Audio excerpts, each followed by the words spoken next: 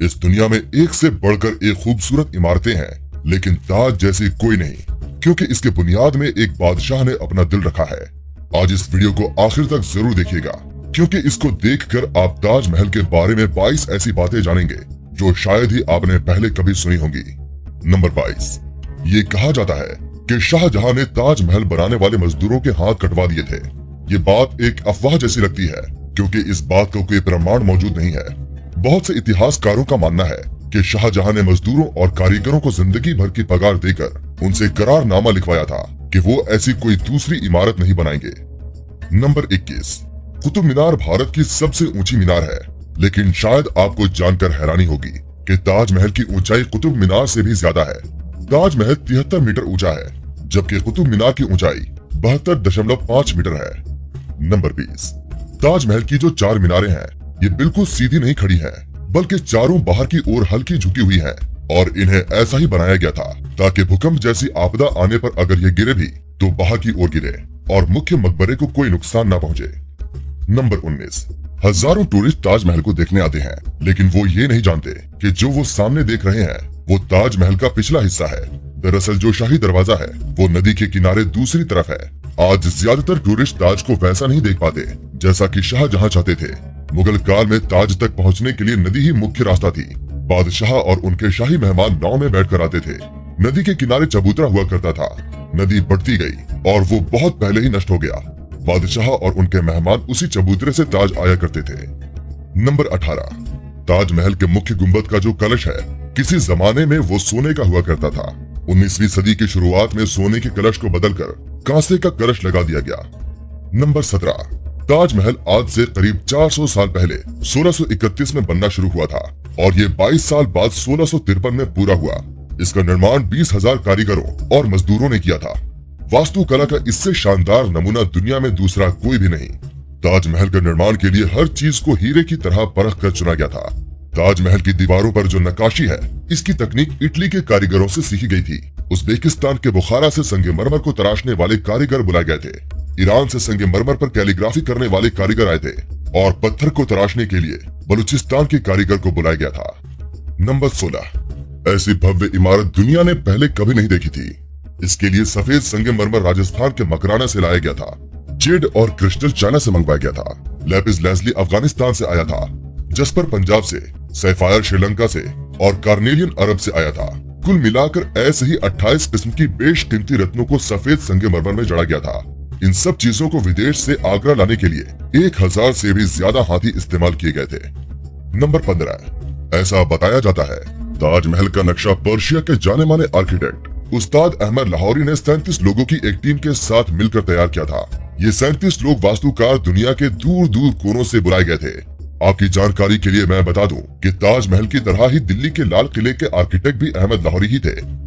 Number 14। Taj Mahal की नींव बनाते समय ताज के चारों ओर बहुत से कुएं खोदे गए। इन कुओं में ईंट पत्थर के साथ साथ आबनूस और महोगनी की लकड़ियों के लट्ठे डाले गए। ये कुएं ताज की नींव को मजबूत बनाते हैं। आबनूस और महोगनी की लकड़ियों में ये खासियत होती है कि इन्हें जितनी नमी मिलती रहेगी उतनी ही फौलादी और मजबूत रहेगी, और इन लकड़ियों को नमी ताज के पास बहने वाली यमुना नदी के पानी से मिलती है। यमुना नदी का स्तर हर साल घट रहा है और लकड़ियों में नमी की कमी आ गई है। यही वजह है कि सन 2010 में ताज में दरारें भी देखी गई थी। नंबर 13। 1653 में जब ताज बनकर तैयार हुआ था, उस समय इसके निर्माण की कीमत करोड़ों में आंकी गई थी।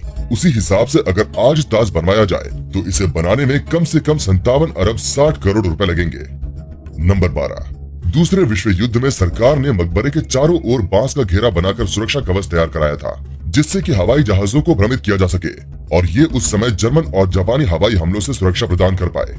1965 और 1971 के भारत पाकिस्तान युद्ध के समय भी यही किया गया था। नंबर 11। शाहजहां का सारा ध्यान ताज को एक खूबसूरत रूप देने में लगा रहा। इसी बीच शाहजहां के ही बेटे औरंगजेब ने आगरा पर हमला करके अपने पिता को कैद कर लिया। शाहजहां से पूछा गया कि वो क्या चाहते हैं, तो उन्होंने कहा कि उनको ऐसी जगह पर कैदी बनाकर रखा जाए जहां से वो सीधे ताज को देख पाए, और उनकी ये ख्वाहिश पूरी कर दी गई। कैद में रहते हुए भी शाहजहां हर वक्त ताज को देखते रहते और उन्होंने अपनी जिंदगी की आखिरी सांस ली। मृत्यु के बाद उन्हें मुमताज के साथ ही ताजमहल में दफना दिया गया। एक हारे थके बादशाह को भी अगर किसी ने गिरने नहीं दिया तो वो मुमताज के लिए उनका बेपनाह प्यार ही था। जिस लगन से प्यार की अनोखी निशानी बनकर तैयार हुई, उसकी मिसाल आज पूरी दुनिया के सामने है। नंबर 10। ताजमहल का डिजाइन हुमायूं के मकबरे से प्रेरित दिखता है। हुमायूं शाहजहां के परदादा थे। उनका ये मकबरा हिंदुस्तान में आगे बनने वाली कई मुगल इमारतों के लिए प्रेरणा बना। नंबर 9। 1989 में एक भारतीय लेखक P.N. ओक ने एक किताब लिखी थी जिसका नाम था ताजमहल द ट्रू स्टोरी। इस किताब में उन्होंने कई तर्कों के साथ ये दावा किया था कि ताजमहल मकबरा बनने से पहले एक शिव मंदिर था और इसका नाम तेजो महालय था। सन 2000 में P.N. ओक ने अपनी बात को सिद्ध करने के लिए ताज की साइट खोदने के लिए सुप्रीम कोर्ट को अर्जी दी थी, जिसे सुप्रीम कोर्ट ने रद्द कर दिया। आर्कियोलॉजिकल सर्वे ऑफ इंडिया के मुताबिक ताजमहल कभी एक शिव मंदिर था, इस बात का कोई सबूत नहीं है, बल्कि शाहजहां ने ताज को बनवाया था। इसके प्रमाण ही इतिहास के पन्नों में मिलते हैं। नंबर 8। कई देशों में ताजमहल की नकल पर बनी इमारतें मौजूद हैं, जैसे चीन, बांग्लादेश, कोलंबिया, और ऐसी ही एक इमारत भारत में भी मौजूद है, बीबी का मकबरा। ये इमारत महाराष्ट्र के औरंगाबाद में है। इसे मुगल बादशाह आजम शाह ने अपनी माँ दिलरस बानो की याद में 17वीं सदी के आखिर में बनवाया था।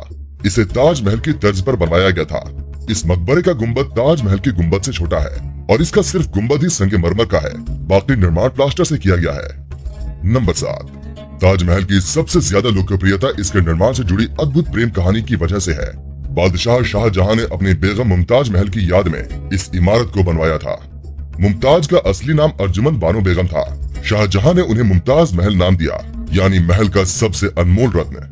महज 38 साल की उम्र में अपनी 14वीं संतान को जन्म देते वक्त मुमताज की मृत्यु हो गई। उस वक्त वो बुरहानपुर में थी।